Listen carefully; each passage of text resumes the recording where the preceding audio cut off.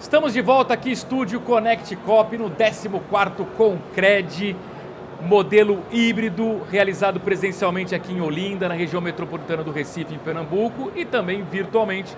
Você aí de casa nos acompanha, prestigia as principais palestras, as principais plenárias, e já sabe que nos intervalos tem sempre uma entrevista interessante aqui no nosso Estúdio Connect Cop. Tenho a honra de receber agora aqui Rivadavia Drummond, ele que é professor da Carey School Business da Universidade Estadual do Arizona e também conselheiro independente da Vitro.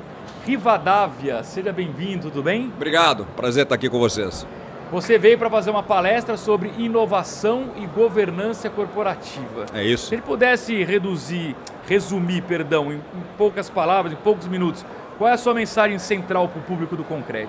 É entender que inovação não é fazer iPad ou fazer Tesla, mas entender que 80% dos investimentos de inovação de qualquer organização são para melhoria contínua e inovação incremental, ou seja, é fazer melhor aquilo que você já faz, né? E no campo da governança, entender dois aspectos principais da governança. É importante separar a propriedade e gestão. Esse é um ponto que eu gosto de enfatizar bastante. E a governança zela pelo que nós chamamos de conflitos de agência, evitar comportamentos oportunistas de agentes em nome do principal. Eu acho que essa é a mensagem. Bacana. Então eu vou começar pela governança, daqui a pouco tem uma pergunta de inovação também. Quando a gente fala de cooperativismo financeiro, há um esforço do setor de se diferenciar, por exemplo, dos bancos, mostrando que a prioridade aqui no cooperativismo não é o lucro pelo lucro, é colocar as pessoas no centro do negócio, atender o associado não como um cliente, mas como alguém que faz parte do negócio. De que forma isso, na sua opinião, influencia a governança corporativa? Eu acho que o momento da governança é entender que uma coisa são os donos e outra coisa é a boa gestão. É preciso caminhar cada vez mais para profissionalizar a gestão e ter os profissionais mais preparados para entregar valor para o cliente, para colocar o cooperado no centro do negócio, etc, etc. Não é tarefa fácil no Brasil. A gente sabe que muitos fundadores acham que eles e seus descendentes, os apontados por eles, devem estar na gestão. Mas isso não é verdade em lugar nenhum do mundo mais e é preciso caminhar para essa nova realidade. Vamos separar a propriedade e gestão, vamos ter um corpo diretivo preparado para entregar o melhor resultado e, como eu falei, colocar o cooperado no centro das decisões, no centro dos negócios. Boa. Agora, Rivadavia, inovação. Gostei muito da sua fala inicial, né? Não é criar um iPhone novo, um Tesla, né? A inovação às vezes está nas pequenas coisas. Lançar foguete, né? Exato, ir para a Lua, para Marte. Nada disso. Agora, a gente está num momento econômico, eu sou um cara mais da economia, em que assim, tem uma obsessão nas empresas em geral, que é a questão de custo. O custo está muito elevado para todo mundo. E eu tenho até dito que muitas vezes uma boa inovação está até numa forma de fazer o que você já está acostumado a fazer, num formato mais eficiente, que inclusive gere redução de custos. Sim, sem dúvida. Né? Há uma grande área de estudos, que não é nenhuma novidade. Eu morava na China em 2011, né, e continuo trabalhando como professor visitante na China, e a China discute inovação de custos há anos, quer dizer, há décadas. Quer dizer, é fazer melhor e com custo menor. Pra você ter uma ideia, todo mundo tem um forno de micro-ondas em casa, quase todo mundo, né? Vamos corrigir aqui. Mas 58% dos componentes de todos os fornos de micro-ondas do mundo são chineses, Gallans, e duram às vezes 10, 15 anos. Então a China vem provando que inovação em curso é um negócio que funciona. E legal você ter falado em economia, né? A minha briga com a turma toda dos MBAs nos Estados Unidos, no Brasil, com os executivos, é que ninguém sabe economia. E microeconomia é a base de tudo que a gente está discutindo aqui. Inovação, finanças, marketing, quer dizer, é preciso compreender os fundamentos para fazer melhor o que você tem que fazer. Inovar custa caro? Não inovar custa mais caro, né? Boa, gostei. O pessoal me fala... Experimenta não inovar, né? Gestão do conhecimento custa caro, então experimenta a ignorância, você vai ver como funciona. Agora, eu acho que é preciso desmistificar essa questão da inovação, né? Não é só sobre startups, não é só sobre gênios individuais trabalhando na garagem, muito pelo contrário, inovação é esporte de contato. E não tem idade, é coisa de jovem, não. Eu acho que em alguns momentos a inovação demanda experiência. E um conceito que eu gosto de enfatizar é o seguinte: quando o assunto é inovação, esqueça a tecnologia, esqueça os atributos do produto e tenta responder uma pergunta que é complexa e difícil. Meu avô dizia que para toda pergunta complexa e difícil tem sempre uma resposta rápida, simples, fácil e 99% das vezes errada, né? A pergunta é a seguinte: qual é o problema que o seu cliente ou prospect está tentando resolver? Quais são as tarefas que o cliente está tentando executar e como é que você, inovador, empreendedor, pode ajudá-lo de forma lucrativa para você, é claro, tornando a vida dele mais fácil, rápida, simples, barata, eficiente, divertida, etc. Essa é a grande questão. Então, eu não espero que ninguém, nenhuma cooperativa, nenhum inovador consiga inovar sentado na cadeira lá dentro. É preciso sair, é preciso gerar insights sobre problemas que valham a pena ser resolvidos, porque a gente sabe que nem todo problema vale a pena ser resolvido, e testar as possibilidades. Eu gosto de trazer a discussão de metodologias ágeis para o processo, que é o quê? Que é poder racionalizar os recursos da companhia. Inovar não é quebrar a companhia usando todos os recursos, mas de forma inteligente, fazendo pequenos testes ao longo da caminhada. Rivadavia, tem uma questão que eu já ouvi, opiniões bem divergentes, e eu quero saber a sua. Quando a gente fala de inovação dentro do setor privado, por exemplo. Tem gente que defende o seguinte, a melhor chance de uma empresa conseguir inovar é criar um departamento específico, junto um grupo de mentes brilhantes lá, e de lá certamente vai sair uma grande ideia. E daí a gente fala o seguinte, não, você tem que, na verdade, disseminar a cultura de inovação na empresa inteira, que às vezes a melhor ideia vai estar na portaria, vai estar na cozinha. Qual a sua opinião? Olha, eu acho que o seguinte, o meu medo ao se criar um departamento de inovação, a gente estuda muito essa questão de estratégia e estrutura. Todo mundo gosta de falar de estratégia, mas ninguém discute estrutura. Eu acho que quando você cria um departamento, você pode ter um efeito marginal não desejado, uma externalidade, digamos assim, que é o seguinte, eu estou dividindo a companhia em duas classes de cidadãos corporativos. Os que se divertem na inovação e os caras que carregam o piano e trabalham. Eu acho que para estruturar a inovação, eu pensaria em recrutamento amplo. Eu dizia quais são os propósitos, construiria um processo de recrutamento com critério XYZ e abriria para toda a empresa. E concordo com você.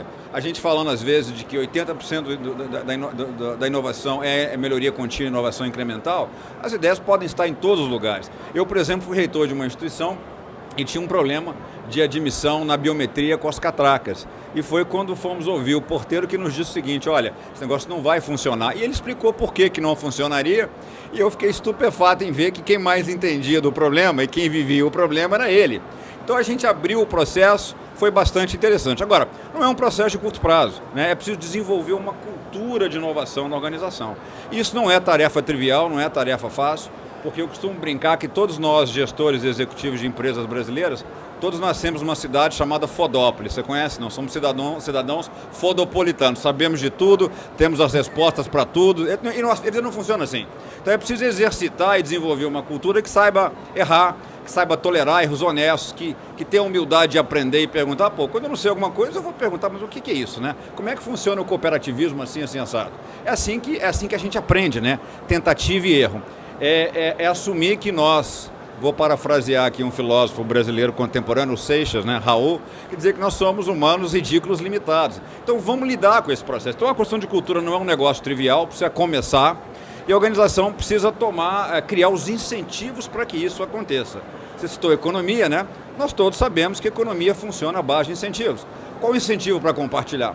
Qual o incentivo para dar ideias? Qual o incentivo para aprender? Não é isso? E se informação é poder, me deu um motivo para compartilhar. Claro. Então, assim, eu gosto de banir essa visão romântica e mostrar que é preciso ação gerencial e liderança. Perfeito. Quero explorar um pouquinho sua experiência como professor lá na Universidade Estadual do Arizona.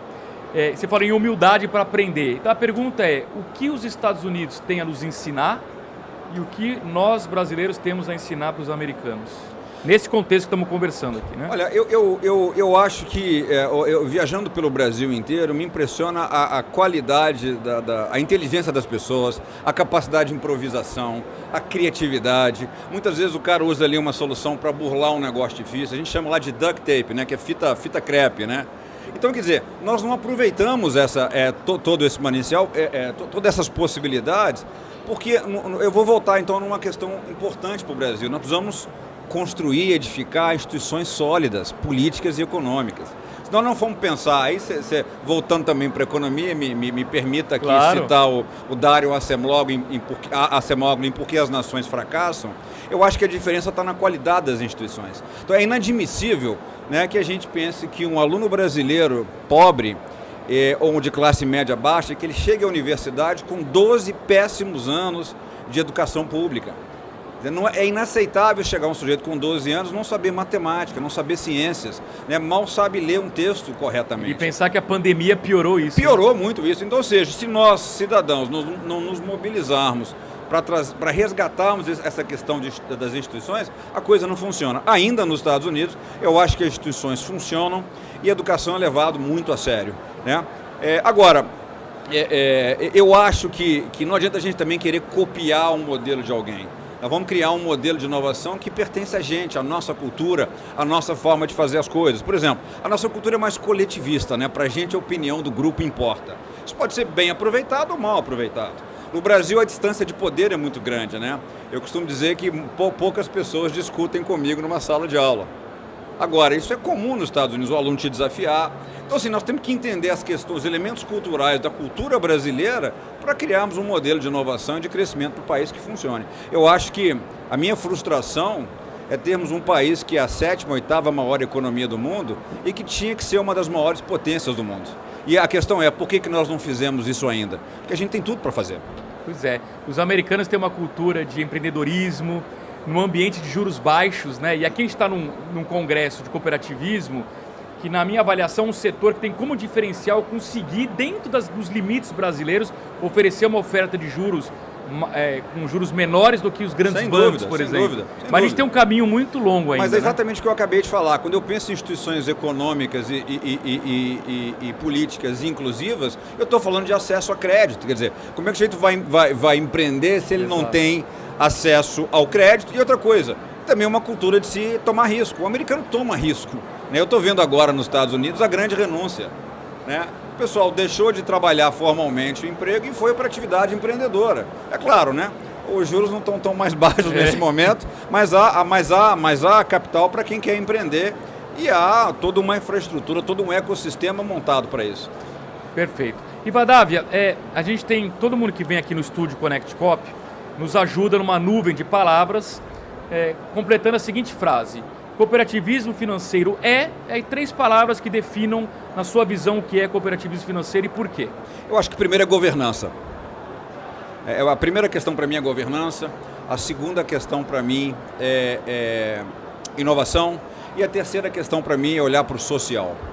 Precisamos construir um país melhor. Não adianta a sua cooperativa ser a melhor, a mais forte, a mais lucrativa, se somos uma ilha cercada de miseráveis por todos os lados. Nós não podemos mais admitir que a gente precisa andar no Brasil preocupado com o celular, com o vidro fechado, né? Nós temos a maior frota de carro blindado do mundo. Isso é um traje a todos nós que nascemos aqui e que amamos o país. Muito bem, Rivadavia Drummond, professor da Carey School Business da Universidade Estadual do Arizona, conselheiro independente da Vitro. Prazer tê-lo aqui no estúdio Connect Cop. Igualmente, obrigado, ótimo papo. Muito obrigado a você também pelo carinho da sua audiência. A gente volta a qualquer momento aqui direto do 14º Concred, em Olinda, na região metropolitana do Recife, sempre com uma entrevista interessante nos intervalos das plenárias para você. Até já!